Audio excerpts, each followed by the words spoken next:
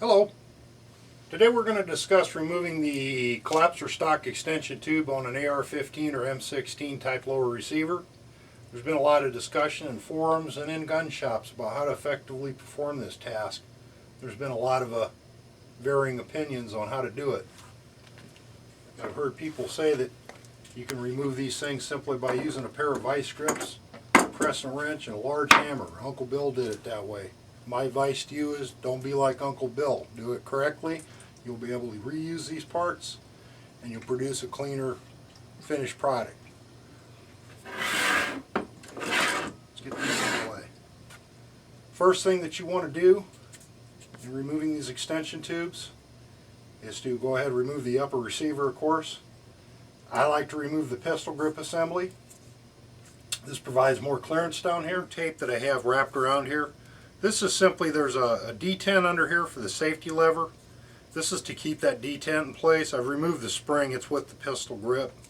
And also I've rotated the safeties itself into the safe position and taped it that way. That way, if the trigger is accidentally hit, it can't inadvertently drop the hammer onto the lower receiver. That's why I did that. You'll also need to remove the the buffer and the buffer spring. Now when you do this, you'll notice that there's a buffer detent in here. There's a spring underneath of this. This is important. Keep this in mind when you actually remove the tube. You need to keep some finger force on this or you can lose this detent and the spring below it. First thing to correctly doing this, get yourself a lower receiver action block. This inserts up into the action of the weapon. Fairly tight.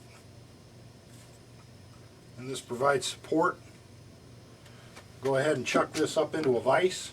And this provides a stable platform. The next step, you want to get a proper collapsing stock wrench. There's a number of different variations out there. This is my particular. I like to use this type of a collapsing stock wrench. It'll work on the old style car collapsing stock castle nuts, which are rounded. It'll also work on the newer style, which have square notches. This particular castle nut is staked to the end plate. There are several manufacturers that do not stake to the end plate. You won't find this little divot. Chances are that people have a number of problems getting those particular castle nuts off, and the chances are that those particular castle nuts have been Loctited on or some type of adhesive has been applied.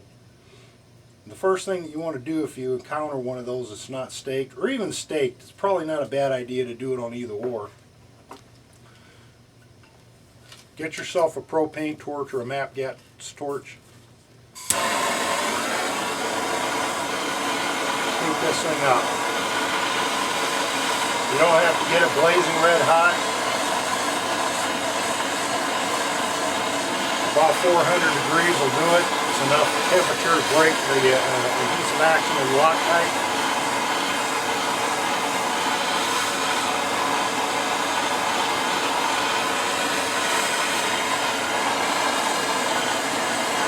There we go.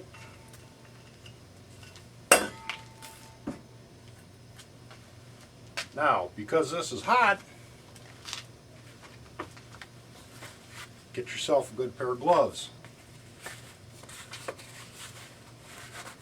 This will allow you to handle this area without burning your fingers. Okay, let's get started on removing the action wrench, or removing the extension tube. You're going to place your wrench onto the castle nut.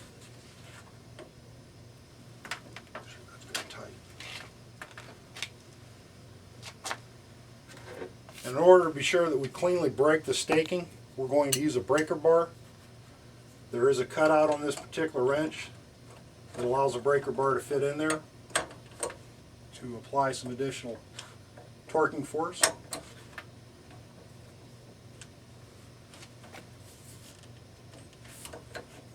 Put this in here.